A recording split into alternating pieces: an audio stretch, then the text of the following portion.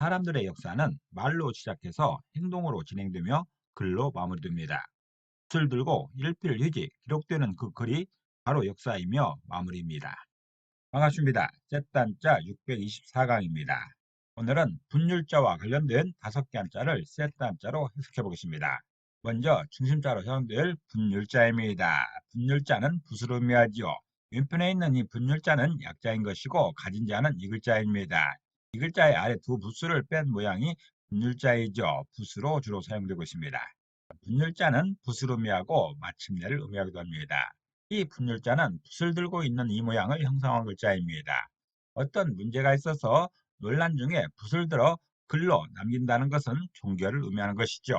그래서 붓을 들어서 글을 쓰게 되면 그 순간이 마침내에 해당됩니다. 마침내라는 것은 드디어 마지막이라는 뜻이죠. 모든 논란이 종결되는 마침내 그 순간, 마지막 그 순간이 붓을 들어 글을 쓸 때인 것이죠. 분율자는 붓을 의미하기도 하고 마침내로 해석됩니다. 마침내를 의미하는 분율자에 또 하나의 붓을 추가할 때마다 또 다른 한자를 만날 수 있습니다. 이것이 바로 세트 한자입니다. 분율자가 포함된 첫 번째 관련자는 일사자입니다. 일사자는 일을 의미하지요. 일이라는 것은 계획에 따라서 이루려는 대상을 말합니다. 이 일사자는 한일자와 입구자와 분율자로 구성되었습니다. 그중에 한일자는 숫자 하나를 의미합니다. 입구자는 입을 의미하는데 이번 경우는 사람 그 자체를 의미하고 있습니다. 분율자는 붓을 의미하고 마침내 율자의 약자입니다. 마침내를 의미하고 있는 것이죠. 그래서 일사자는 한 사람이 마침내 하려는 것이 일이라고 표현하고 있습니다. 다시 말해서 일이라는 것은 각 사람의 목표를 이루기 위한 활동이라는 것이죠. 사람마다 이루고자 하는 목표가 있습니다. 이 꼭대기에 올라가고 싶어 하는 사람이 있죠. 그래서 낮은 곳에서부터 있는 힘을 다해 올라가고 있습니다. 이렇게 올라가고 있는 이 활동이 바로 일입니다. 일사자는 한 사람의 마침내가 일이라 표현하고 있습니다.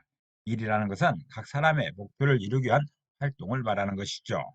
어떤 목표가 됐든 그 목표를 이루기 위한 활동 전체를 일이라 표현하는 것이죠.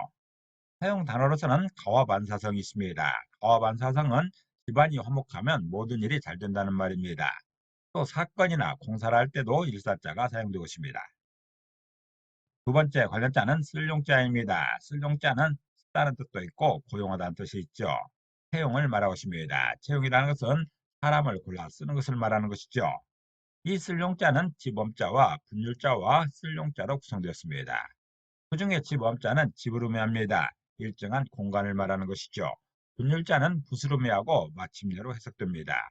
또 쓸용자는 쓰다는 뜻이 있습니다. 사용을 말하는 것이죠. 그래서 이 쓸용자는 집에서 붓을 쓰다고 표현하고 있습니다. 다시 말해서 어떤 공간에서 붓으로 글 쓰는 사람을 채용하는 것을 이 쓸용자로 표현하는 것이죠. 관청이나 어떤 기관에서 글 쓰는 사람을 채용하는 것, 그 모양을 쓸용자로 설명하고 있습니다. 요즘식 표현은 하지만 옛날에 사람을 부를 때 그 사람을 쓴다고 말했습니다. 사람을 쓴다는 것이 이 쓸용자인 것이죠. 이 쓸용자는 집에서 붓을 쓰다고 표현하고 있습니다. 관청이나 기관에서 글 쓰는 사람을 채용하는 것, 그 모양을 표현하는 것자가 쓸용자입니다. 현대 사회에서는 누구나 글을 잘 쓰기 때문에 특별히 글 쓰는 사람을 따로 채용하지는 않지요. 그렇지만 옛날에는 글 쓰는 사람이 참 부족했습니다. 글을 쓸 줄 아는 사람이 참 부족했던 것이죠. 그래서 따로 이런 사람을 채용해서 모든 것을 정리했던 것입니다. 관청에서나 어떤 기관에서 그 내용을 정리할 때 글 쓰는 사람이 반드시 필요했던 것이죠. 그 사람을 채용하는 그 모양을 표현하는 글자가 쓸용자입니다.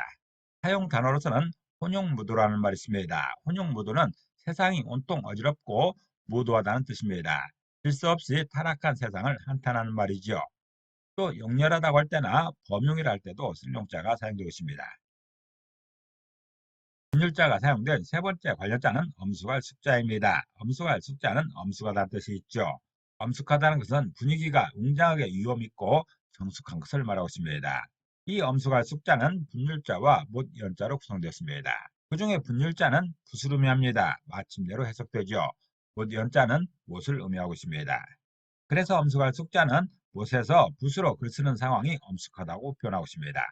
다시 말해서 못의 풍광은 웅장하고 글 쓰는 그 침묵은 정숙한 것, 그 모양을 표현한 글자가 엄숙할 숙자입니다. 이렇게 바람 한 점 없이 조용한 연못이 있습니다. 못이죠. 이런 못 가장자리에서 글 쓰는 선비가 있습니다.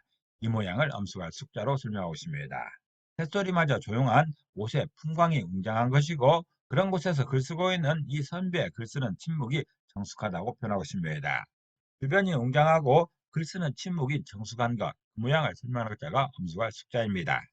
사용 단어로서는 사은숙배라는 말이 있습니다. 사은숙배는 은혜에 감사하여 엄숙히 절한다는 의미로서 임금의 은혜에 감사하여 경건하게 절함을 이루는 말입니다. 또 엄숙하다든가 정숙이라 할 때도 엄숙할 숙자가 사용되고 있습니다. 네 번째 관련자는 큰소리 당자입니다. 큰소리 당자는 큰 소리를 의미하죠. 허풍을 의미하기도 합니다. 허풍이라는 것은 실제보다 지나치게 과장하는 말이지요. 이 큰소리 당자는 지범자와 분율자와 입구자로 구성되어 있습니다. 그 중에 지범자는 집을 의미합니다. 집 중에서도 집의 처마를 의미하고 있습니다. 분율자는 붓을 의미하고 마침내로 해석합니다. 입구자는 입을 말하고 이번 경우는 말하는 기능을 강조하고 있습니다. 그래서 큰소리 당자는 집안에서 붓을 들고 하는 말이 큰소리라 표현하고 있습니다. 다시 말해서 집안에서만 아는 체 하는 말은 허풍이라는 것이죠. 밖에 나가서도 할 수 있어야 되는데 밖에서는 말하지 못하고 집안에 아는 사람들, 집안의 가족들에게만 큰소리치는 그 모양을 설명하는 자가 큰소리 당자입니다. 자기 회사 직원들에게 허풍을 들고 있는 사장의 모습입니다. 가정에서는 가장이 자기 가족들에게만 큰소리치는 그런 경우가 있는 것이죠. 그런 모양을 설명하는 글자가 큰소리 당자입니다. 이 큰소리 당자는 당나라 당자라고도 합니다. 당나라의 국호로 사용했던 글자인 것이죠. 사용 단어로서는 황당무계가 있습니다. 황당무계는 허황되고 근거가 없다는 뜻으로서 말이나 행동이 터무니가 없고 근거가 없다는 말입니다. 또 당황이나 당돌하다고 할 때도 큰소리 당자가 사용되어 있습니다. 분율자가 사용된 다섯 번째 관련자는 엿당자입니다. 이 엿당자는 엿탕으로 발음하기도 합니다. 엿당자는 엿을 의미하고 사탕을 의미하기도 합니다. 이 엿당자는 쌀밑자와 큰소리당자로 구성됐죠. 그 중에 쌀밑자는 쌀을 의미하는 것이고 큰소리당자는 큰소리입니다. 허풍으로 해석할 수 있는 것이죠. 그래서 엿당자는 쌀로 큰소리 내는 음식이 엿이라 표현하고 있습니다. 다시 말해서 엿은 단맛으로 허풍칠 수 있는 음식이라는 것이죠. 우리들이 일반적으로 먹는 음식은 단맛, 쓴맛, 신맛, 짠맛 등이 납니다. 그 중에서 허풍칠 수 있는 맛이 어느 맛인가? 단맛이라는 것입니다. 단맛의 어떤 음식을 먹고 아주 잘 먹었다고 또 세상에 없는 음식을 먹었다고 큰소리 칠 수 있는 것이죠. 그렇지만 짠맛이나 신맛을 먹고 그렇게 큰소리 치지는 않습니다. 허풍칠 수 있는 그런 맛이 아닌 것이죠. 엿당자는 쌀로 큰소리 내는 음식이 엿이라 표현하고 있습니다. 엿은 단맛으로 허풍칠 수 있는 음식이라는 것입니다. 사용 단어로서는 옥춘당이 있습니다. 옥춘당은 쌀가루와 엿을 섞어 만든 바탕에다가 색소로 알록달록한 색동을 들여서 만든 한국의 전통 사탕입니다. 아름다운 구슬과 화사한 봄의 분위기란 뜻으로 이렇게 이름을 붙였다 합니다. 또 당뇨라고 할 때나 재당이라 할 때도 엿당자가 사용되고 있습니다. 오늘은 셋단자 제624강으로서 분율자와 관련된 5개 한자를 셋단자로 해석해봤습니다. 오늘 배운 것을 다시 한번 요약하겠습니다.